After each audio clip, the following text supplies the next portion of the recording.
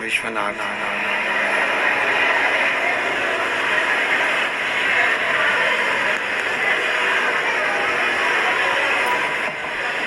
ओगरदानी त्रिकालदर्शी कैलाशी अविनाशी भगवान शिव, जिनकी पुनित पावन पवित्र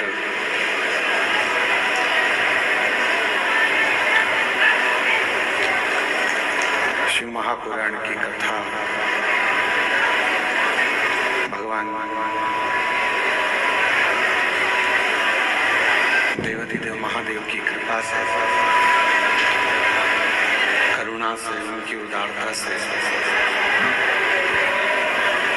ये पवित्र पावन 12 ज्योतिर्लिंग के मध्य कुबेरेश्वर बाबा की पवित्र धरा पर पवित्र शिव महापुराण की कथा इस पवित्र धरा से ऑनलाइन आपको श्रवण करने का सौभाग्य प्राप्त हुआ है। बहुत बहुत साधुवाद। तेरी कृपा बिना ना हिले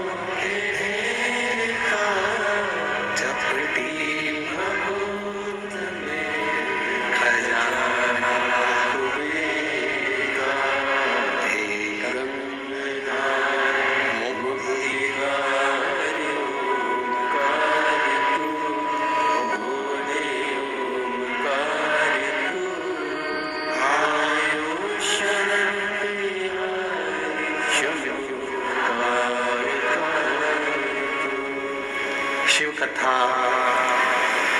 और वो भी बाबा कुबेर भंडारी के पवित्र प्रागण्य से।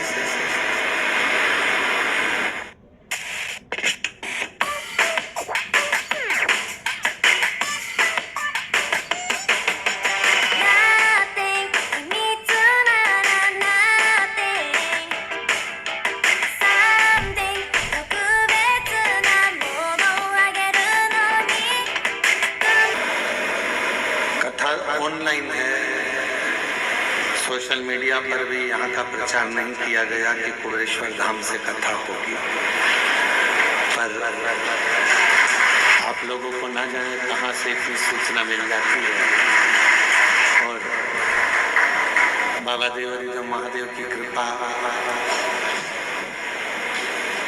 दुनिया के लोग कार्तिक के महीने में कुबेरेश्वर धाम आकर 5 दिया लगाते हैं, और आपको तो 5 दिए का फल 5 दिन के शिव महापुराण के रूप में प्राप्त होता है।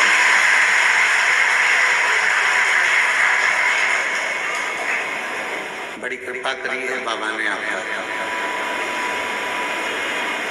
दीपावली का कुछ ना कुछ गिफ्ट देना होगा, इसलिए बाबा ने आपको यहाँ बुला लिया।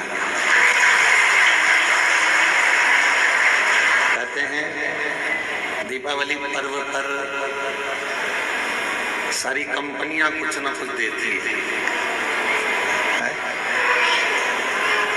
जहाँ नौकरी करते हैं वो भी आपको कुछ ना कुछ देकर विदा करते हैं। हमारे यहाँ तो सीहोर में ऐसी रीति है साहू जी की, पड़ोसी भी पड़ोसी के घर मिठाई थाली में रखकर भेजते हैं। तुम्हारे उधर भी है क्या छत्तीसगढ़ में? अच्छा अच्छा, फिर तो तुम हमारे जैसे ही और हम तुम्हारे जैसे, ठीक है। छत्तीसगढ़िया सबले बढ़िया। तो एक दूसरे को मिठाई प्रदान करते हैं, यहाँ से वहाँ, वहाँ से यहाँ, फिर वो मिठाई आती है। उस थाली में से देखते हैं कौन सी चीज जोरदार बनी है, फिर उसको निकाल लेते हैं, खा लेते हैं। जब पड़ोसी के घर में दीपावली पर मिठाई भेजता है तो निश्चित है कि आप यदि कुबेरेश्वर धाम पर आए हो या ऑनलाइन अपने अपने घरों से शिव महापुराण की कथा को इस कुबेरेश्वर बाबा की पवित्र धरा से श्रवण कर रहे हो, तो निश्चित है कि मेरा कुबेर भंडारी भी आपकी झोली में कुछ ना कुछ जरूर देगा। और मैंने तेरे भरोसे बाबा,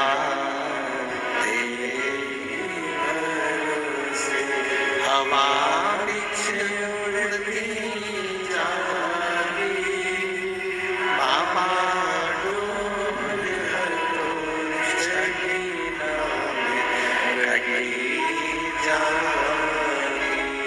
भोले मैं तेरी शंभू मैं तेरी हवा बिछ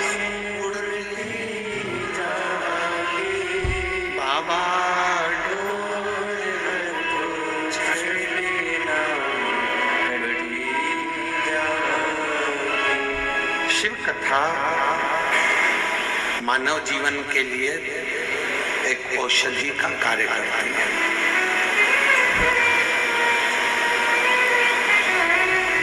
व्यर्थ का खर्चा और व्यर्थ की चर्चा, ये दोनों ही बदनामी भी देते हैं और बर्बाद भी कर देते हैं। आप किसी की व्यर्थ चर्चा करते रहो तो लोग आपको बदनामी का ठीकरा दे देंगे, इसके पास तो कोई काम नहीं है, निंदा में ही लगा रहता है, निंदा में ही लगी रहती है। तो अपनी ये मानव की जिंदगी, मनुष्य का शरीर या मानव की देह बड़ी मुश्किल से तो मिली है। ना जाने कितने पापड़ वेले होंगे तब जाकर तो अपने को ये मानव का शरीर मिला है। 83,99,999 जीवन को निकालने के बाद, योनियां काटने के बाद ये मानव की देह मिली। और 84 लाखवें नंबर की अगर ये देह हमको और आपको प्राप्त हुई है और इसको भी हमने व्यर्थ चर्चा में निकाल दिया, तो फिर ये मानव शरीर भगवान क्यों देते? बहू को सास ने पानी भरने के लिए भेजा कि ये तुम मटका लेकर जा, पानी भर कर लेकर आ, और वो मटका लेकर गई और मटके को फोड़ दिया। बाल्टी में रस्सी बांधकर नीचे कुएं में उतारना था, उसने मटके में रस्सी बांधकर कुएं में उतार दिया। अब मटका भरकर आ रहा था और झूलते झूलते कुएं के अंदर टकराया, फूट गया। अब जो ऊपर आया वो मटका नहीं था, केवल पानी का मुंह था मटके का। अब उसने सोचा कि मटका तो मेरा फूट गया, सास पूछेगी कि कहाँ गया, तो उसने वो मटके का जो मुंह था उसको सिर पे रख लिया, क्योंकि मटका लेकर आई थी तो मटके का मुंह सिर पे रख के लेकर और पहुंच गई घर। सास ने पूछा क्यों री बेटा? जल भरने गई थी तो वो मटका कहाँ गया? तो सास से कहा कि वो तो मैं जल भर रही थी तो फूट गया। तो कहा कैसे फूट गया? तो कहा तू तो पानी भरने गई थी। तो कहा मटके का मुंह बांधा, कुएं में उतारा, टकराया, फूट गया। सास ने कहा तूने बाल्टी को नहीं बांध कर नीचे डाला था? तो कहा मैंने सोचा डायरेक्ट एक ही को भर लेती हूँ, बार बार भरूंगी जाएगा, इससे अच्छा एक ही में भरा जाएगा। फूट गया। सास ने कहा चल अगली बार तो अच्छे से संभल के लेकर आना। दूसरी बार फिर भेजा उसको। आपकी बार लेकर चली थी तो लेते लेते जब पानी भर कर लेकर आ रही थी तो उसके सिर में चल गई भुजाल। अब अब सिर पे जो मटका रखा था तो उसने कहा ये मटके को पड़ोसन को दे दूं। पड़ोसन बड़ी वृद्ध थी, संभला नहीं, मटका नीचे गिर गया, टुकड़े टुकड़े लेकर वापिस आ गई। अब जब टुकड़े टुकड़े लेकर वापिस आई और टुकड़े टुकड़े लेकर जब वापिस पहुंची, फिर सास ने पूछा क्यों मटका कहाँ गया? वो तो ये टुकड़े टुकड़े हो गए, फूट गए। अब आपसे हम पूछे, छत्तीसगढ़ की जीजियों और जितने भी मेरे जीजा उन बैठे हैं, जगह जगह से आए हुए जीजिए जीजा बैठे, आपसे हम पूछें कि ईमानदारी से बोलो, एक बार मटका तोड़ दिया, 2 बार तोड़ दिया, 3 बार तोड़ दिया, 4 बार तोड़ दिया, फिर 5वीं बार सास तुम्हें पानी भरने भेजेगी क्या? जम के तो बोलो जरा, नहीं भेजेगी। क्यों? सास को मालूम है मटका देकर भेजूंगी और ये तोड़ देगी, हर बार नुकसान करेगी। इससे अच्छा है कि मैं पानी खुद भर लाऊंगी या दूसरे से भरवा लूंगी, पर इसको नहीं भेजूंगी। बस परमात्मा भी यही सोचता है, एक बार देह दी, मानव का शरीर दिया, इसने भजन नहीं किया। दूसरी बार मानव का शरीर दिया, इसने भजन नहीं किया। तीसरी बार फिर मानव का शरीर दिया, इसने भजन नहीं किया। तो चौथी बार परमात्मा तुम्हें मानव बना के भेजेगा। जब जब मनुष्य का शरीर पाया, दिन भर इधर की चर्चा, उधर की चर्चा, इधर की बात, उधर की बात, तो अगली बार भगवान ने सोच लिया कि इसको मानव बनाकर नहीं भेजना, मेंढक बनाकर भेज देना। जब व्यर्थ की ही चर्चा करता है, व्यर्थ की ही चर्चा में लगा रहता है, तो फिर इसको मानव का देह क्यों मिला? ये मानव का शरीर क्यों मिला? शिव महापुराण की कथा कहती है व्यर्थ खर्चा और व्यर्थ चर्चा। व्यर्थ खर्चा भी ऐसा ही होता है, फालतू का खर्चा कर रहे हो, यहाँ लगा रहे, वहां लगा रहे, वहां लगा रहे, अच्छी जगह नहीं लगा पाए तो फिर तो जीवन बेकार।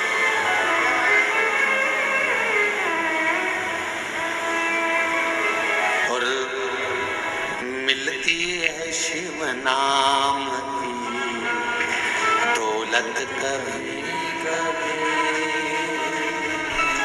मिलती है शिव नाम की दौलत कभी कभी, होती है अपने भाग्य से शिव पुराण कभी कभी।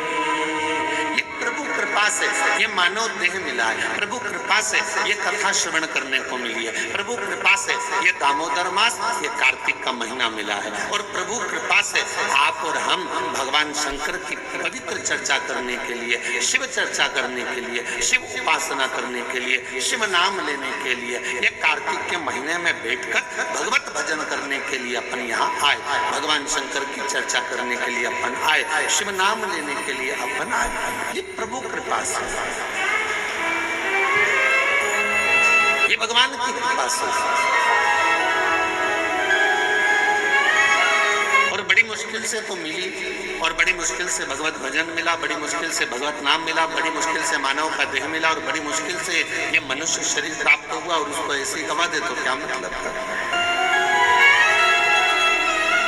तो कहते हैं ना, मैंने मानव जन्म तुझको हीरा दिया, मैंने मानव जन्म तुझको हीरा दिया, तू व्यर्थ गवाए तुम्हें क्या करूं, तू व्यर्थ गवाए तुम्हें क्या।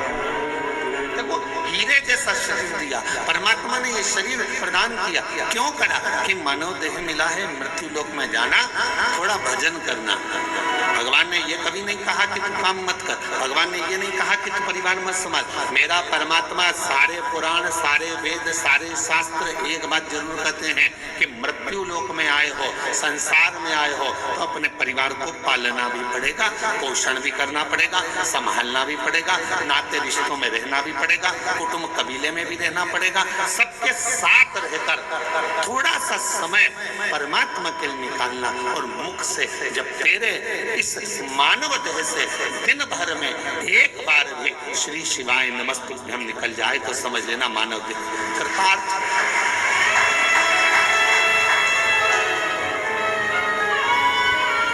ये मानव देह श्रेष्ठ हो।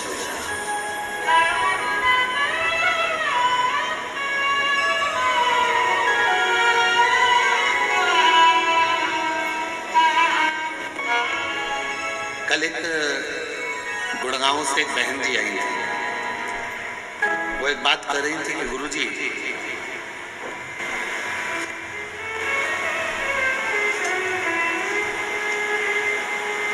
मैं जहाँ रहती हूँ उस गांव, उस सोसाइटी से शिव जी का मंदिर कम से कम 3 किलोमीटर दूर है। अब मैं रोज बेटे से कहूँ कि मुझे तो 3 किलोमीटर दूर मंदिर लेकर जा, ले जाएगा क्या? अरे बोलो तो जम के। मैं अपने पति से कहूँ कि तू 3 किलोमीटर दूर मुझे मंदिर लेकर चल, रोज रोज ले जाएगा क्या?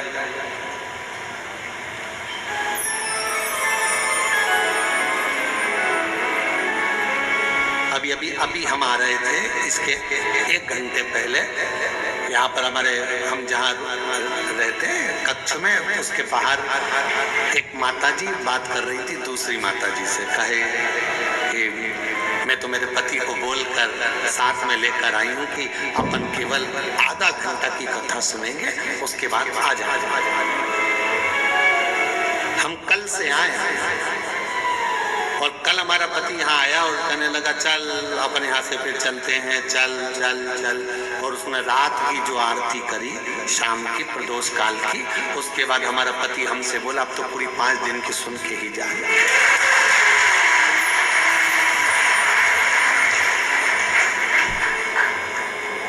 तो माता जी ने पूछा नोएडा वाली ने कि गुरुदेव ये बताओ कि हम 3 किलोमीटर दूर ना बेटा लेकर जाए, 3 किलोमीटर दूर ना हमें हमारा पति लेकर जाए, 3 किलोमीटर दूर बिना मैं साधन के जा नहीं सकती, और नीचे उतर के इतनी ट्रैफिक में जाऊं और कुछ हो जाए, शरीर को कोई ठोकर मार जाए, टल्ला देकर चले जाए, शरीर में कष्ट हो जाए, तो फिर मंदिर कैसे जाऊं? अब आप बताओ, आप कहते हो सारी समस्या का हल 1 लोटा जल, अब ये समस्या भी मेरी मिटा,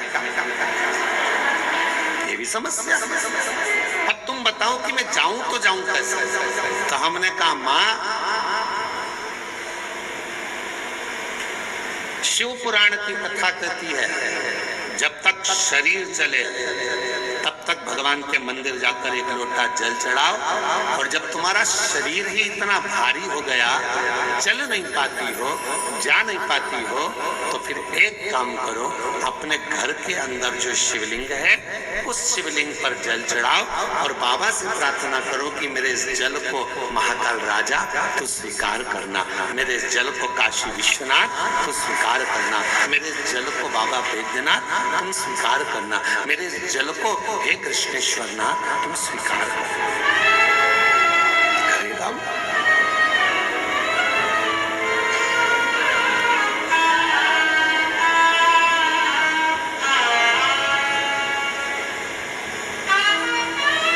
स्वीकार करेगा। बचपन में बच्चा सोया रहता है, माँ और बाप को उस बच्चे के पास आना पड़ता है। बच्चा जब बड़ा हो जाता है, उसे भूख लगती है, प्यास लगती है, तो वो अपने माता पिता के पास आता है।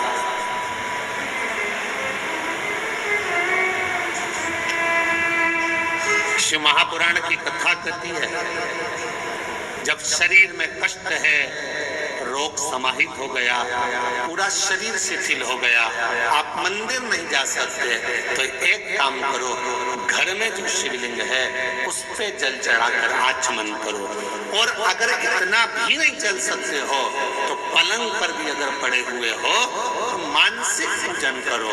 आज मैंने भोलेनाथ जी को जल चढ़ा दिया है, बाबा मैंने आपका जल चढ़ा हुआ पी लिया है, श्री शिवाय नमस्तुभ्यं, श्री शिवाय नमस्तुभ्यं, श्री शिवाय नमस्तुभ्यं, श्री शिवाय नमस्तुभ्यं। बाबा मैंने जल चढ़ा दिया, बाबा मैंने आचमन कर लिया, पलंग पर पड़े, शरीर नहीं चल पा रहा, आप अपने कमरे से निकल भी नहीं पा रहे हो, कहीं जा भी नहीं पा रहे हो, तो भी उस शिव को याद करो, उसका भजन करो, उसका स्मरण करो।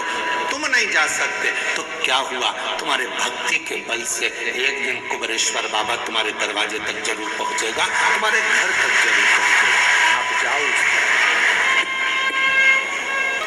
तेरे मंदिर में आना मेरा काम है और मेरी बिगड़ी बनाना तेरा काम। तेरी चौखट तक मैं आ ही गया, मुझे दर्श दिखाना तेरा काम। हम शिव के करीब हमें पहुंचे। जरूरी नहीं कि आप मंदिर तक जाएंगे, जरूरी यह है कि आपका विश्वास, आपकी दृढ़ता, आपकी श्रद्धा, आपका भरोसा एक ना एक दिन मेरे कुबेरेश्वर बाबा को तुम्हारे घर तक लेकर जरूर आएगा, तुम्हारे दरवाजे तक जरूर आएगा। और मैंने तेरे ही भरोसे बाबा, तेरे ही भरोसे हवा भी उड़ती जाएगी बाबा,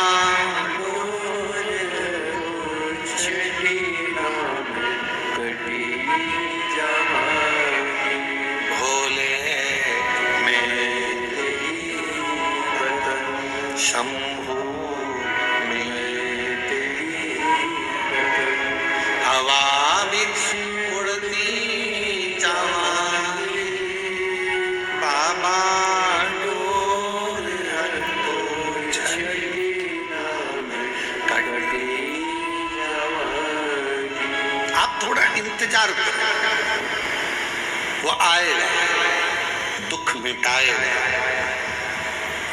कोई कहे कि हम मंदिर तक ना जाएं, कोई बात नहीं, शरीर में कष्ट है मत, पर शरीर अच्छा है, चल सकते हो, जा सकते हो, तुम्हारे घर में चल रही है, तो इस शरीर से शिवालय तक जरूर जाओ। शंकर के